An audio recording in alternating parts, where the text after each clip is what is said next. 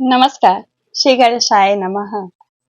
मैं आपके समक्ष ब्रह्म वैवर्त पुराण से गणेश जी की एक आकर्षक कथा लेकर प्रस्तुत हुई हूँ।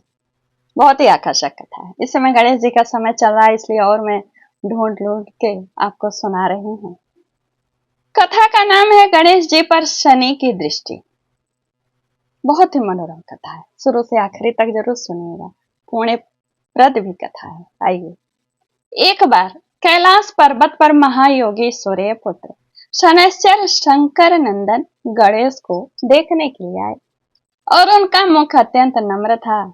शनि महाराज का आंखें कुछ मुदी हुई, मन एकमात्र श्री कृष्ण में लगा हुआ और वे बाहर भीतर श्री कृष्ण का स्मरण करते हुए आए। और वे कैसा है उनका स्वरूप सुनिए। वे तपह फल को खाने वाले तेजस्वी धधकती हुई अग्नि की शिखा के समान प्रकाशमान, अत्यंत सुंदर श्याम वर्ण और पीतांबर धारण किए हुए थे। उन्होंने वहां पहले विष्णु, ब्रह्मा, शिव, धर्म, सूर्य, देवगणों और मुनिवरों को प्रणाम किया। फिर उनकी आज्ञा से वे उस बालक को देखने के लिए भीतर गए। भीतर जाकर के शनैश्चर ने सिर झुकाकर पार्वती माता को नमस्कार किया। उस समय पार्वती जी अपने पुत्र को छाती से चिपटाए रत्न सिंहासन पर विराजमान हो आनंद पूर्वक मुस्कुरा रही थी। 5 सखियां निरंतर उन पर श्वेत चंवर डुलाती जाती थी। वे सखी के द्वारा दिए गए सुवासित तांबुल को चबा रहे थे। उनके शरीर पर वहीन शुद्ध यानी अग्नि स्वर्णिम साड़ी शोभायमान थे। अग्नि से शुद्धि की हुई रत्नों के आभूषण उनकी शोभा बढ़ा रहे थे। सहसा सूर्य नंदन शनैश्चर को सिर झुकाए देखकर पार्वती जी ने उन्हें शीघ्र ही शुभ आशीर्वाद दिया। उनका कुशल मंगल पूछा। कहा, ग्रहेश्वर, इस समय तुम्हारा मुख नीचे की ओर क्यों झुका हुआ है तथा तुम मुझे अथवा मेरे बालक को क्यों नहीं देख रहे हो? शनि महाराज ने कहा, शंकर वल्लभे, मैं एक परम गोपनीय इतिहास है ये। यद्यपि वह लज्जाजनक है, माता के समक्ष कहने योग्य नहीं है, फिर भी मैं आपसे कहता हूँ, सुनिए। मैं बचपन से ही श्री कृष्ण का भक्त था। मेरा मन सदा एकमात्र श्री कृष्ण के ध्यान में ही लगा रहता था। मैं विषयों से विरक्त होकर निरंतर तपस्या में रत रहता था। पिताजी ने चित्ररथ की कन्या से मेरा विवाह करा दिया, यानी सूर्य महाराज ने। वह सती साध्वी नारी अत्यंत तेजस्वनी तथा सतत तपस्या में रत रहने वाली थी। एक दिन ऋतु स्नान करके वह मेरे पास आई। उस समय मैं भगवत चरणों का ध्यान कर रहा था। मुझे बाह्य ज्ञान बिल्कुल भान नहीं था, अतः मैंने उसकी ओर देखा नहीं। पत्नी ने अपना ऋतु काल निष्फल जानकर मुझे शाप दे दिया कि तुम अब जिसकी ओर दृष्टि डालोगे वही नष्ट हो जाएगा। तदंतर जब मैं ध्यान से विरत हुआ तब मैंने उस सती को संतुष्ट किया, परंतु अब तो वह शाप से मुक्त कराने में असमर्थ थी। अतः पश्चाताप वह करने लगी। माता, इसी कारण मैं किसी वस्तु को अपने नेत्रों से नहीं देखता और तभी से मैं जीव हिंसा के भय से स्वाभाविक ही अपने मुख को नीचे किए रहता हूं।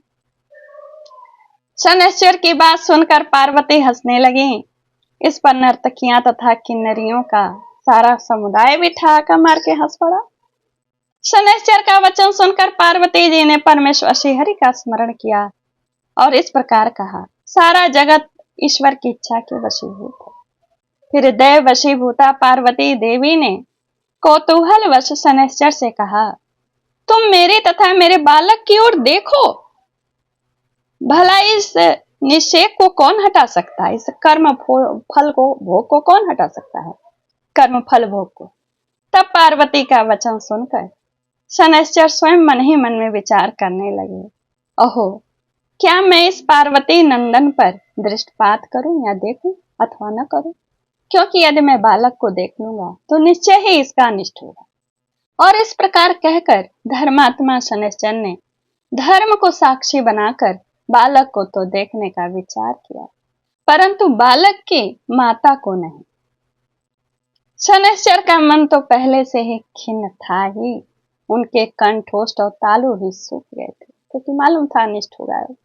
फिर उन्होंने अपने बाएं नेत्र के कोने से ऐसे ऐसे करके शिशु के मुख की ओर निहारा। शनि की दृष्टि पड़ते ही शिशु का मस्तक धड़ से अलग। तब शनैश्चर ने अपनी आंख फेर ली। फिर वे नीचे मुख करके खड़े हो गए। इसके पश्चात उस बालक का खून से लथपथ हुआ सारा शरीर तो पार्वती के गोद में पड़ा रह गया, परंतु मस्तक अपने अभीष्ट गोलोक में जाकर श्री कृष्ण में प्रविष्ट हो गया।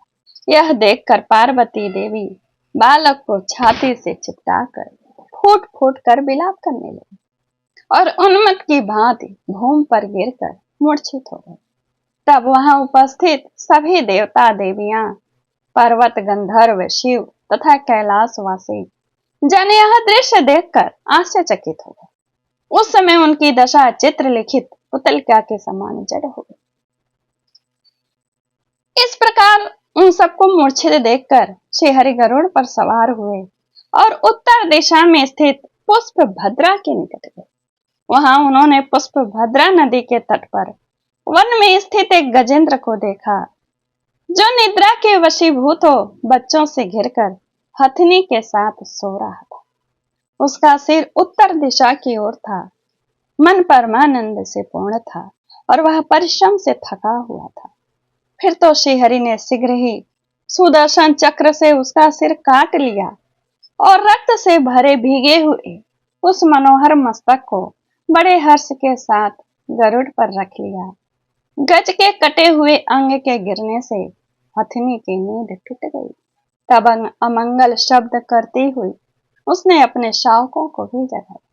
फिर वह शोक से विह्वल हो शावकों के साथ विलख विलख कर, यानी बच्चों के साथ चित्कार करने लगी। तत्पश्चात उसने भगवान विष्णु का स्तवन किया। उसकी स्तुति से प्रसन्न होकर भगवान ने उसे वर दिया और दूसरे गज का मस्तक काट कर उसके धड़ से जोड़ दिया। फिर उन ब्रह्मवेत्ता ने ब्रह्म ज्ञान से उसे जीवित कर दिया, विष्णु भगवान ने, और उस गजेंद्र के सर्वांग में अपने चरण कमलों का स्पर्श कराते हुए कहा, गजे, तू अपने कुटुंब के साथ एक कल्प पर्यंत जीवित रह। इस प्रकार कहकर मन के समान वेगशाली भगवान हरि कैलाश पर जा पहुंचे। वहां पार्वती के वास स्थान पर आकर उन्होंने उस बालक को अपनी छाती से चिपटा लिया और उस हाथी के मस्तक को सुंदर बनाकर बालक के धड़ से जोड़ दिया। फिर ब्रह्म स्वरूप भगवान ने ब्रह्म ज्ञान से हुंकारोच्चारण किया और खेल खेल में ही उसे जीवित कर दिया। पुनः श्री कृष्ण ने पार्वती को सचेत करके उस शिशु को उनकी गोद में रख दिया और आध्यात्मिक ज्ञान द्वारा पार्वती को समझाना आरंभ। श्री विष्णु का कथन सुनकर पार्वती का मन संतुष्ट हो गया। तब वे उन गदाधर भगवान को प्रणाम करके शिशु को दूध पिलाने लगी। तदंतर प्रसन्न हुई पार्वती ने शंकर जी की प्रेरणा से अंजलि बांधकर भक्ति पूर्वक उन कमलापति भगवान विष्णु की स्तुति की। इस तरह मैंने आपको ब्रह्म वैवर्त पुराण से गणेश जी पर शनि की दृष्टि की कथा सुनाई, और वे कथाएं ऐसे ही मनोरम लेके आऊंगी। शुरू से आखिरी तक सुनिए, लाइक कमेंट शेयर करिए। नमस्कार, जय श्री कृष्ण। हम सब पर भगवान की, श्री गणेश की, माँ पार्वती की, शनि भगवान, विष्णु भगवान सबकी कृपा बनी रहे। नमस्कार।